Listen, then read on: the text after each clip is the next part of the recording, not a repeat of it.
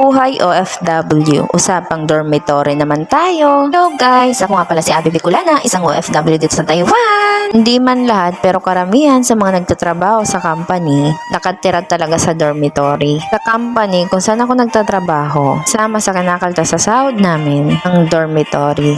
Ang bayad pala namin sa dormitory, 2,300. Kasali na dyan ang tubig at ang kuryente. Kadalasan sa mga company dito sa Taiwan, meron na silang provided na dormitory para sa ating mga OFW. Sa isang kwarto, 6 na katao po kami nakatira. May aircon din po kami sa loob. Pero yung CR namin nasa labas po. Ang kinagandahan sa dorm namin, pwede magluto. Mas pabor sa amin kasi nakakatipid. Lasang kasi sa ibang company, bawal magluto sa loob ng dorm. No choice, kailangan mong bumili ng pagkain sa labas. Sa company namin, pumapayag naman silang magbahay sa labas. Kung gusto mo ng privacy, hindi man sila nagbabawal. Nga lang, mas mahal yung bahay sa labas. Kaya kami, mas pinipili na lang namin sa dorm. Masaya naman kami sa dorm namin. Kahit bed space, mababait din naman ang kasama namin sa dorm. Kaya wala naman problema. Guys, pag nakapunta kayo dito, panatiliin pa rin natin yung kabaitan natin. Para wala tayong kaaway at masaya yung buhay. Pero binabagyo na kami dyan at basang sisiw na.